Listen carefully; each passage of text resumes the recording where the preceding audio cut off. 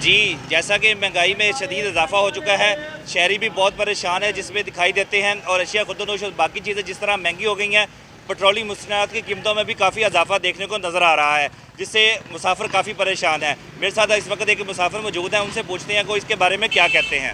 جی، patrolling مصنوعات میں اس قدر اضافہ کر دیا گیا ہے کہ کرائے بڑھ گئے ہیں، سفر کرنا انتہائی مشکل ہو گیا ہے۔ اس وقت ہم لوکل ٹرانسپورٹ پر سفر کر رہے ہیں، ذاتی گاڑیوں پہ سفر کرنا تو بالکل ناممکن ہو گیا ہے۔ تو میں یہ حکومت وقت سے گزارش کرتا ہوں کہ خدا را اس عوام کا سوچیں۔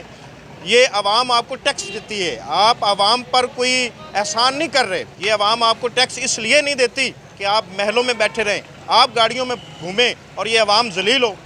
پاکستان میں زندگی گزارنا اجیرن ہو چکا ہے، تو خدا را اس عوام کا سوچیں، اس عوام کا کچھ خیال کریں۔ جی، آپ نے سنا ان کا کہنا تھا کہ کرایوں میں شدید اضافے سے ہم بہت پریشان ہیں، اس میں کرایوں میں تاکہ پیٹرولیم مصنوعات کی قیمتوں میں کمی لائی جا سکے، جس کی وجہ سے ہم اپنے عزیز و اقارب سے آسانی سے مل سکیں۔ جی۔